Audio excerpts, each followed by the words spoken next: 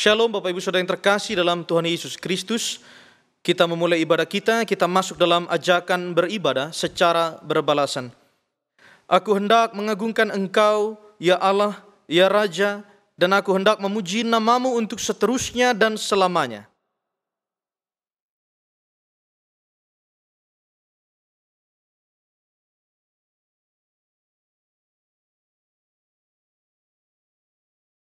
Jemaat Tuhan, mari berdiri.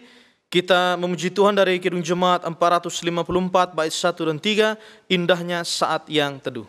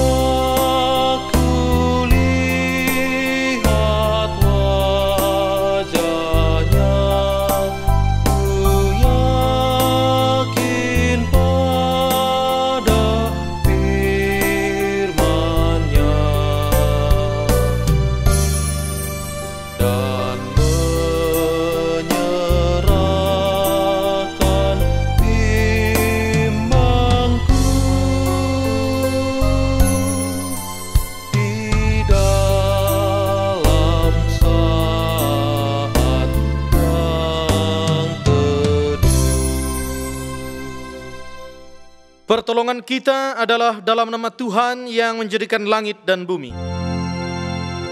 Amin.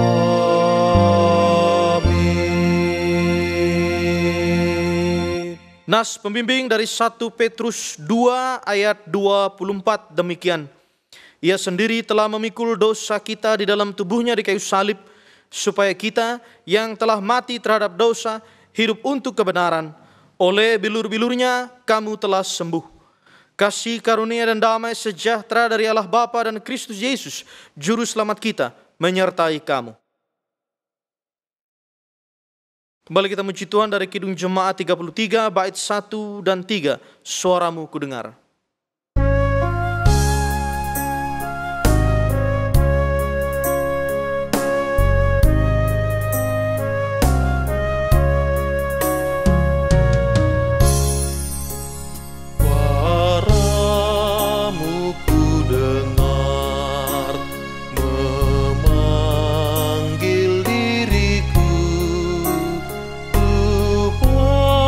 Supaya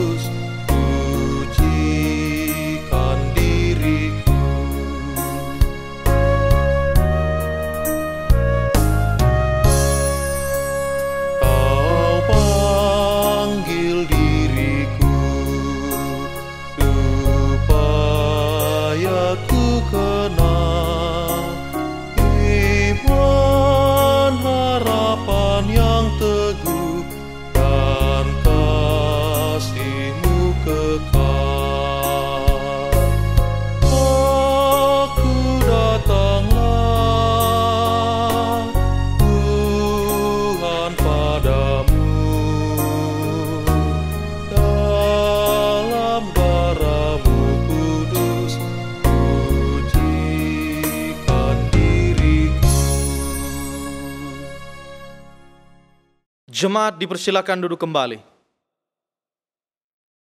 Bapak Ibu yang terkasih dalam Tuhan Yesus Kristus, mari kita bersatu di dalam doa.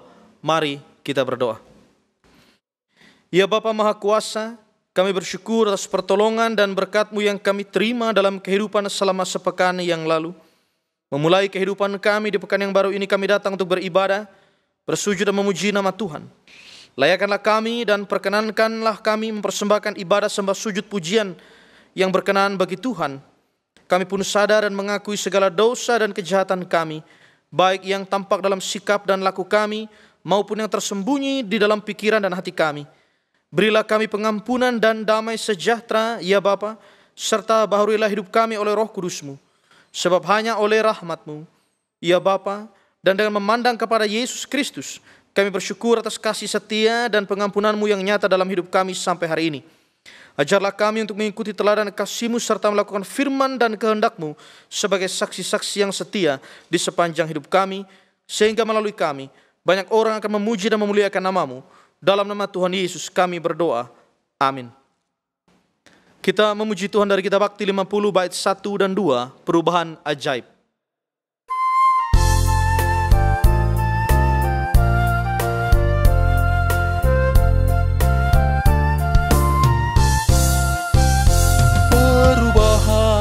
Ajaib terjadi padaku ketika kasih Yesus masuk di hatiku.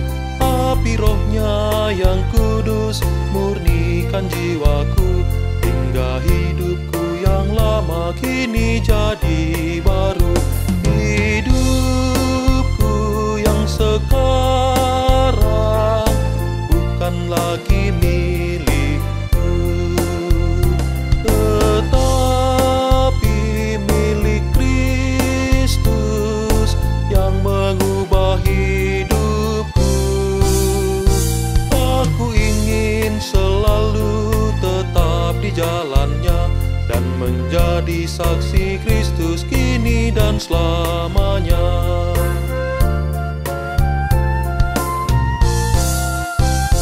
Hati tulus dan jujur juga lemah lembut, setia murah hati bawa sukacita, rendah hati dan ramah terhadap orang lain. Itu sikap nyata dari perubahan ajaib. Hidupku yang sekarang bukan lagi milikku, tetapi milik Kristus yang mengubah hidupku. Aku ingin selalu tetap di jalannya dan menjadi saksi Kristus kini dan selamanya. Bapak Ibu yang terkasih dalam Tuhan Yesus Kristus, kita masuk dalam pemberitaan firman Tuhan. Sebelum baca Alkitab dan merenungkannya, mari kita bersatu di dalam doa mohon bimbingan Roh Kudus. Mari kita berdoa. Terpujilah Engkau Bapa dalam Tuhan Yesus, tempat yang maha tinggi. Karena kasih dan setia Tuhan menyertai kehidupan kami, hingga kami boleh merasakan hadirat Tuhan melalui ibadah ini. Kami akan mendengarkan sabda Tuhan. Maka biarlah Tuhan Roh Kudus menuntun kami dengan segala hikmat dan pengertian, sehingga firman itu boleh kami renungkan, juga menjadi kekuatan dalam panggilan hidup beriman kami hari lepas hari. Ampuni kami akan semua dosa dan salah kami ya Tuhan. Biarlah kiranya hamba-Mu direndahkan dan Tuhan ditinggikan semata-mata. Terpuji Bapa dalam Tuhan Yesus sabda yang hidup. Amin. Bapak Ibu yang terkasih dalam Tuhan Yesus Kristus, mari berdiri untuk mendengarkan firman Tuhan yang dibacakan dari Alkitab. Haleluya. Haleluya, haleluya, haleluya.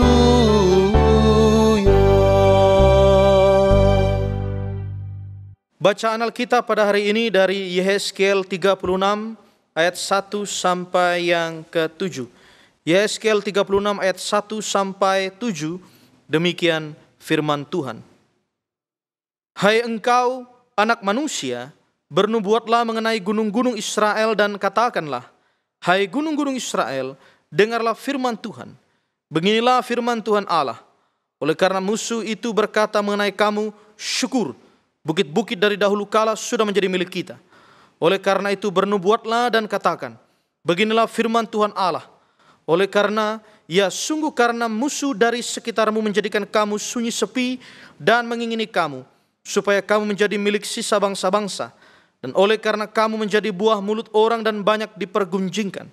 Oleh karena itu, hai gunung-gunung Israel, dengarlah firman Tuhan Allah kepada gunung-gunung dan bukit-bukit, kepada alur-alur sungai dan lembah-lembah, kepada reruntuhan-reruntuhan yang sunyi sepi, dan kepada kota-kota yang sudah ditinggalkan, yang sudah menjadi jarahan dan olok-olokan bagi sisa bangsa-bangsa di sekitarnya. Oleh karena itu beginilah firman Tuhan Allah.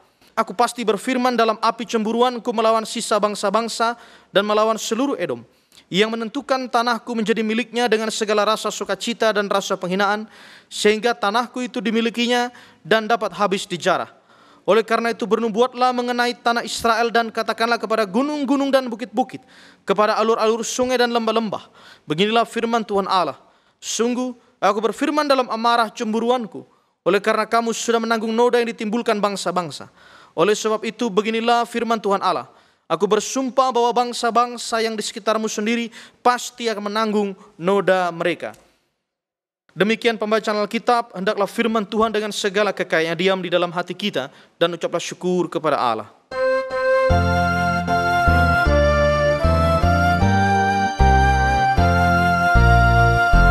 Kepadamu puji-pujian, pada syukur dan segala kemuliaan, ya Bapa, Putra, Roh Kudus, sampai kekal abadi. Jemaat dipersilakan duduk kembali. Shalom. Puji Tuhan Yesus, kita kembali diperdengarkan firman Tuhan. Bapak Ibu yang terkasih dalam Tuhan Yesus Kristus, Allah mengutus Yehezkiel untuk menyampaikan nubuat pemulihan atas Israel. Nubuatan ini sangat penting karena kondisi Israel pada saat itu hancur dan penuh dengan penderitaan. Gambaran kondisi Israel yang penuh penderitaan adalah digambarkan dalam bacaan kita, yaitu sunyi sepi, bahwa tidak ada keramaian penduduknya karena mereka telah dibuang ke Babel. Hanya sedikit yang tersisa tinggal di sana. Karena itu kita bisa memahami kalau Tuhan berfirman kepada Yehezkiel untuk menguatkan bangsa Israel. Lalu disebutkan bahwa kondisi Israel berupa reruntuhan. Kota-kotanya sudah ditinggalkan. Maka disebutkan juga pada ayat 4, mereka menjadi jarahan dan olok-olokan bangsa-bangsa di sekitarnya. Israel sudah kehilangan kehormatan dan juga kebanggaannya sebagai bangsa pilihan Tuhan. Mereka sekarang hidup dalam noda, cela dan hinaan dari bangsa-bangsa sekitarnya. Bahkan pada ayat 2 disebutkan bahwa musuh Israel berkata syukur atas kondisi yang sedang dialami Israel. Seakan-akan mereka itu senang dan tertawa melihat kehancuran Israel. Itu terbukti bahwa dalam keadaan Israel yang penuh dengan susah dan derita itu, musuh Israel justru berniat untuk menjara dan menguasai Israel sebagai milik mereka. Bapak yang terkasih dalam Tuhan Yesus Kristus, melihat semua kondisi itu, maka nubuat untuk pemulihan dan pembaruan yang disampaikan Yehezkiel ini sangat dibutuhkan oleh orang Israel, karena itu memberikan harapan dalam kehidupan mereka. Allah akan memulihkan Israel. Pemulihan itu kita lihat dimulai dengan tindakan Allah yang akan melawan musuh-musuh Israel, yaitu seluruh Edom dan bangsa-bangsa di sekitarnya. Israel memang telah berdosa. Karena itu Israel kemudian dihukum dan juga dibuang ke Babel. Hidupnya sangat menderita. Nah, bangsa-bangsa yang lain yang ada di sekitar Israel justru mereka semakin memperberat penderitaan Israel. Disebutkan bahwa mereka mengolok-olok dan menjara sisa-sisa orang Israel yang masih tinggal di sana. Selanjutnya kita melihat bahwa pemulihan yang Tuhan berikan adalah tindakan pemulihan yang dilakukan secara utuh dan menyeluruh. Yaitu disebutkan pada ayat-ayat yang selanjutnya, gunung-gunung Israel akan kembali bertunas, penduduknya akan menjadi banyak lagi, kota-kota akan didiami, reruntuhan akan dibangun kembali, orang Israel akan dipanggil pulang dan dikumpulkan kembali, serta Tuhan akan memberikan hati yang baru dan roh yang baru dalam kehidupan umatnya. Bapak yang terkasih dalam Tuhan Yesus Kristus, bagaimana kemudian kita melihat relevansi bacaan ini dengan perjanjian baru. Di dalam perjanjian baru kita bisa menyatakan bahwa yang pertama, Allah telah memulihkan kehidupan manusia yang sudah rusak dan hancur karena dosa. Dan dengan kasih-Nya yang begitu besar, maka Allah memulihkan hidup kita di dalam pengorbanan Tuhan Yesus Kristus. 1 Petrus 2 ayat 24 menyatakan bahwa Ia sendiri telah memikul dosa kita di dalam tubuhnya di kayu salib, supaya kita yang telah mati terhadap dosa hidup untuk kebenaran. Oleh bilur-bilurnya kamu telah sembuh. Yang kedua, Bapak yang terkasih dalam Tuhan Yesus, akibat dosanya maka Israel direndahkan dan diolok-olok. Begitu juga Tuhan Yesus, karena menanggung dosa umat manusia, maka Tuhan Yesus direndahkan dan diolok-olok. Kita melihat beberapa kali dalam bacaan Tuhan Yesus begitu direndahkan, dihina dan diolok-olok. Para prajurit membuat sebuah mahkota dari duri dan kemudian meletakkannya di atas kepala Tuhan Yesus. Lalu mereka berlutut di hadapannya dan mengolok-olokkan sambil berkata, "Salam, hai Raja orang Yahudi." Yang kedua, ahli-ahli Taurat dan juga tua-tua Yahudi berkata, "Orang lain Ia selamatkan, tetapi dirinya sendiri tidak dapat Ia selamatkan." Dan yang ketiga, kemudian bahkan penjahat, salah seorang penjahat yang ada di sisi Tuhan Yesus menghujat dan berkata, "Bukankah engkau adalah Kristus? Selamatkanlah dirimu dan kami." Bapak yang terkasih dalam Tuhan Yesus sudah menanggung seluruh hinaan dan juga olok-olokan karena dosa manusia. Bagaimana kemudian kita merefleksikan firman Tuhan ini dalam kehidupan kita sehari-hari? Yang pertama, Bapak yang terkasih dalam Tuhan Yesus Kristus, ada seorang teman menyatakan begitu ya dalam tulisannya, melihat berita corona, melihat Facebook corona, melihat Instagram corona, tapi melihat dompet merana. Ini kata teman ini begitu ya. Teman ini, bukan saya. Kalau saya, hanya saya dan Tuhan yang tahu begitu.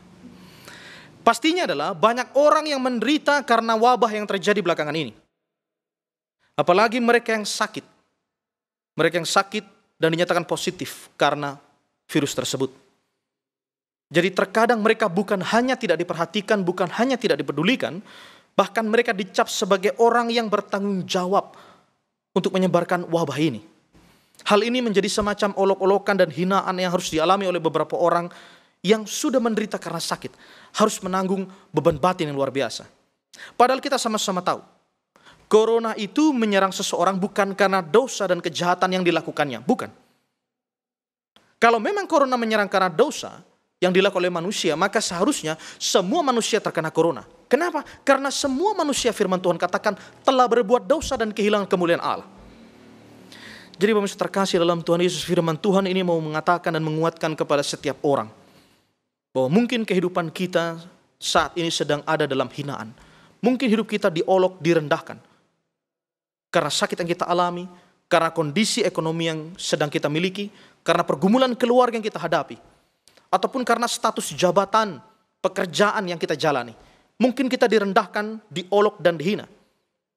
Ingatlah dan percayalah bahwa Tuhan Yesus Kristus telah menanggung semua olok-olokan dan hinaan itu, bersama dengan semua penderitaan demi kita yang percaya kepadanya.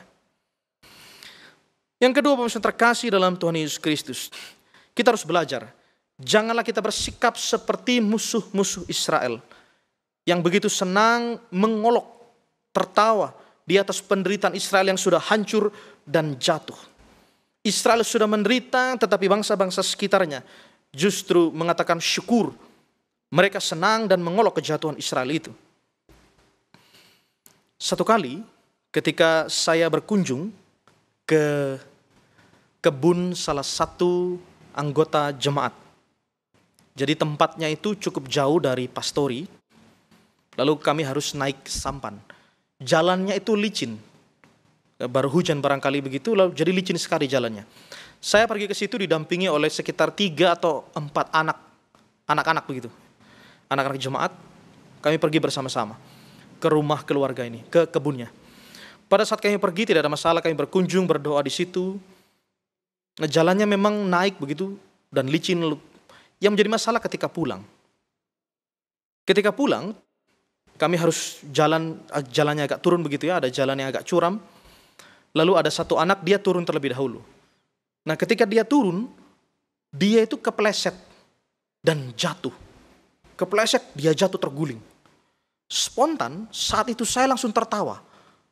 Saya tertawa lalu sambil mengolok anak itu, kemudian saya menunjuk-nunjuk dia. Saya ketawa. Jatuh dia. Saya ketawa, saya tertawakan dia itu yang jatuh, anak itu. Ini jujur ini. Anak itu sambil membereskan kotoran di celananya ya, celana yang kotor begitu ya. Lalu kemudian saya mulai. Giliran saya untuk turun. Pada saat saya turun, mau melangkah juga turun dari turunan itu, saya pun terjatuh. Saya terjatuh juga terguling juga. Anak yang tadi saya tertawakan sekarang balik, dia menertawakan saya. Bapak yang terkasih dalam Tuhan Yesus Kristus, ketika saya menertawakan anak itu, maka Tuhan ada di pihak anak itu. Tuhan bikin, kau jatuh juga. Apa yang mau dikatakan dari kisah ini adalah, mari kita jangan bersikap menjadi orang yang suka mengolok, menertawakan ketika sesama kita sedang ada dalam kehancuran dan penderitaan. Jangan berkata syukur atas penderitaan yang dialami oleh orang lain. Bapak yang terkasih dalam Tuhan Yesus, contohnya adalah seperti orang yang berkata begini, dulu dia sukses, sekarang hancur. Itu karena dia dulu jahat sama aku. Syukurin. Dulu dia menolak cintaku, sekarang rumah tangganya berantakan. Syukurin. Dulu dia begini, syukurin. Dan semua perkataan lainnya. Jikalau ada sesama kita yang dalam penderitaan, sikap kita seharusnya adalah turut serta membawa di dalam doa untuk segala perkara yang sedang dihadapi olehnya, supaya Tuhan menguatkan dan menolongnya. Bapak yang terkasih dalam Tuhan Yesus Kristus, dari keseluruhan firman Tuhan kita belajar. Yang pertama, marilah kita percaya bahwa Allah senantiasa bekerja dalam seluruh kehidupan kita. Sedemikian Allah telah memulihkan bangsa Israel. Allah juga telah memulihkan kehidupan manusia yang hancur karena dosa dan juga karena kegelapan. Maka kita percaya Tuhan akan memulihkan seluruh kehidupan kita di masa sekarang ini. Yang kedua, kita juga belajar sebagai anak-anak Tuhan, kita belajar untuk tidak menertawakan dan mengolok-olok sesama kita yang sedang berada di dalam penderitaan. Tuhan memberkati kita. Amin. Bapak yang terkasih dalam Tuhan Yesus Kristus, mari kita merespon firman Tuhan dengan memuji Tuhan dari Kidung Jemaat 402, bait 1, 2, dan 3. Kuperlukan juru selamat.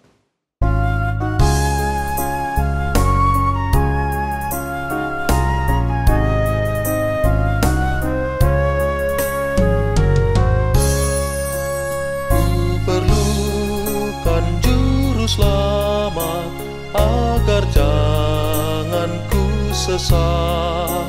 Lalu harus ku rasakan bahwa Tuhanku dekat, maka jiwaku tenang, takkan takut dan enggan bila Tuhanku membimbing ku di malam pun tentram.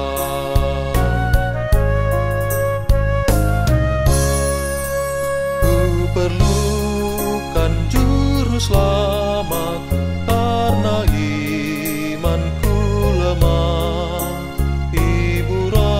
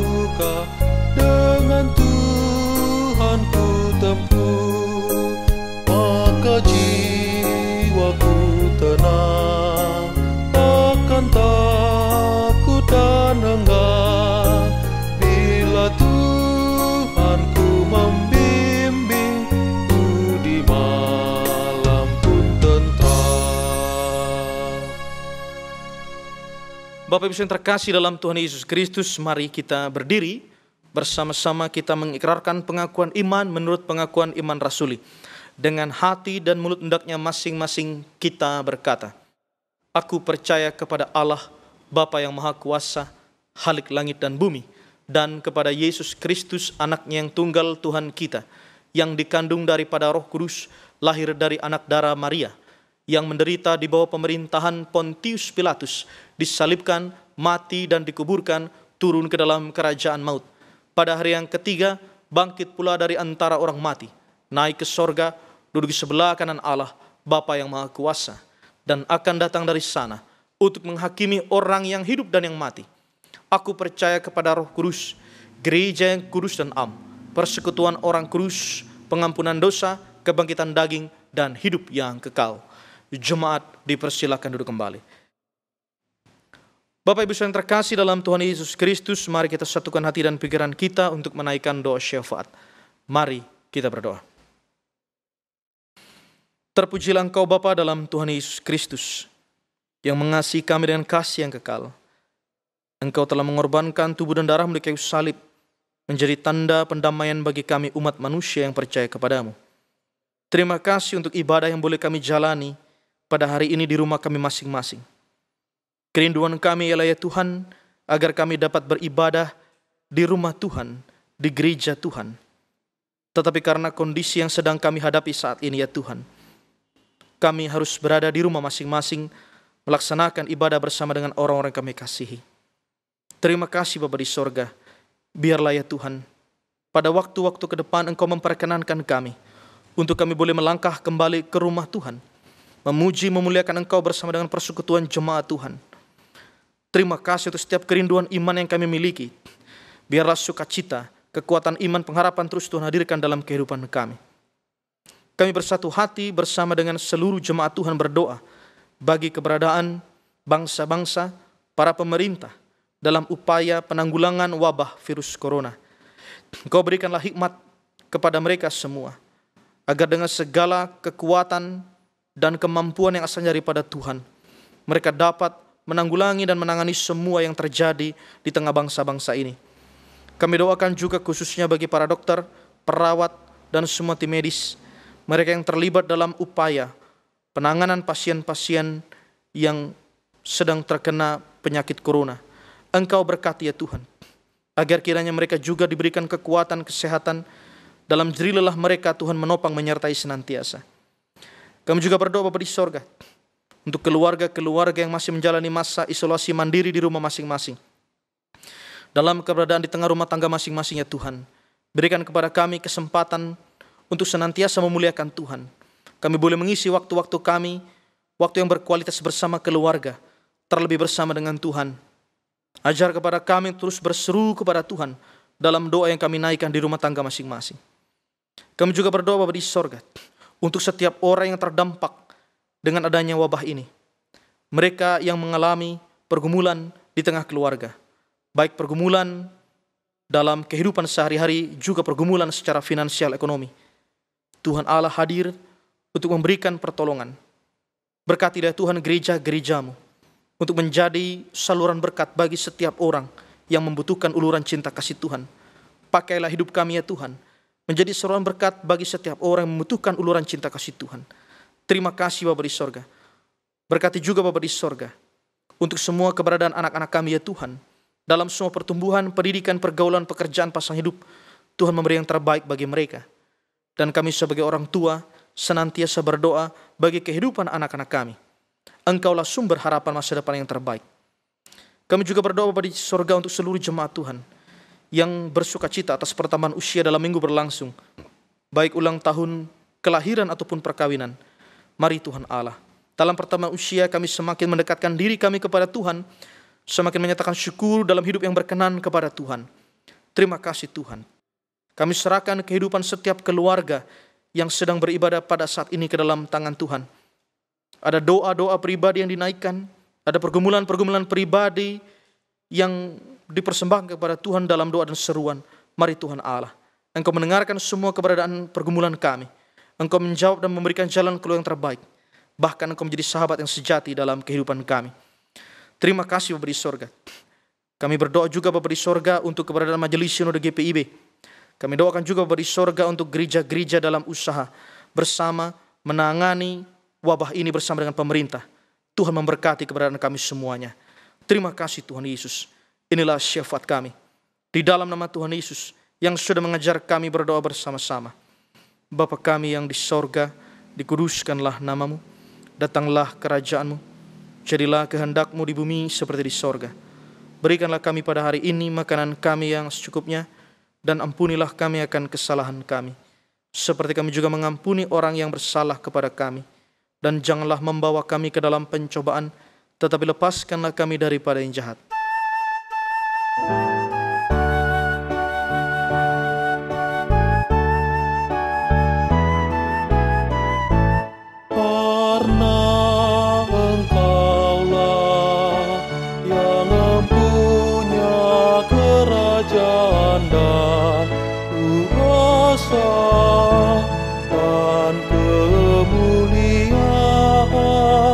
Sampai selama-lamanya.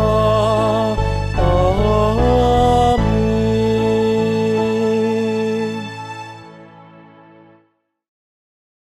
Jemaat Tuhan, marilah kita mengucap syukur kepada Tuhan dan memberi persembahan kepadanya.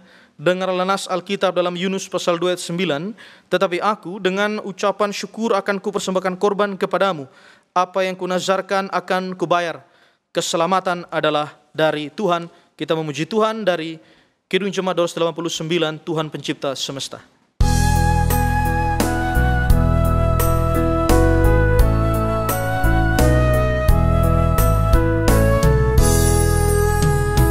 Tuhan pencipta semesta, Kaulah yang maha mulia. Tunggu besar karunia yang Kau beri.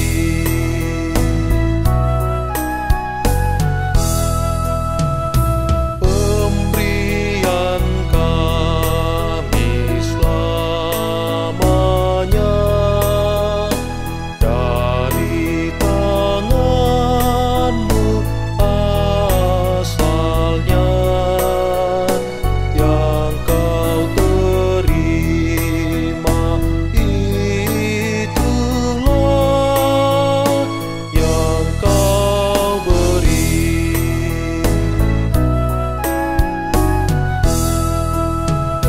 Terima hormat dan sembah, terima hidup dan kerja, serta sekalian benda yang Kau beri. Bapak Ibu yang terkasih dalam Tuhan Yesus Kristus, mari berdiri dan kita berdoa untuk persembahan yang sudah kita kumpulkan secara berbalasan. Mari kita berdoa. Ya Tuhan Yesus, Engkaulah segala-galanya dan sumber hidup kami. Apa yang kami berikan ini adalah dari tangan-Mu juga, dan karena itu kami persembahkan seluruhnya bagi kemuliaan-Mu.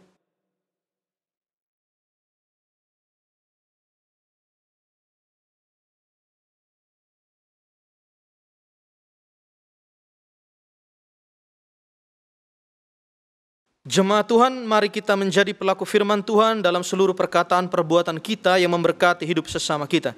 Kita memuji Tuhan dari Kidung Jemaat 407 bait 1 dan 4. Tuhan Kau gembala kami.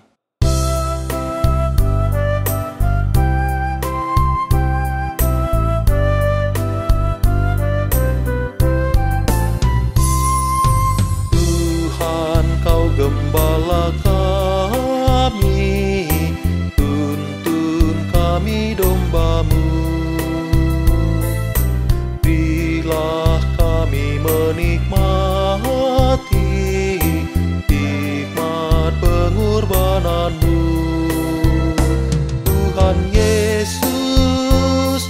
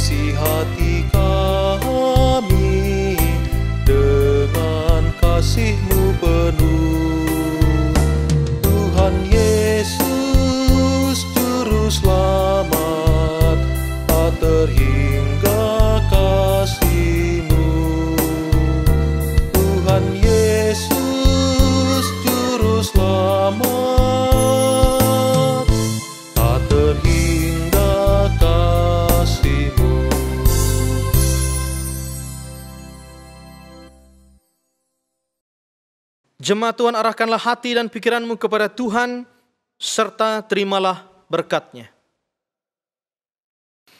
Tuhan memberkati engkau dan melindungi engkau. Tuhan menyinari engkau dengan wajah-Nya dan memberi engkau kasih karunia. Tuhan menghadapkan wajah-Nya kepadamu dan memberi engkau damai sejahtera.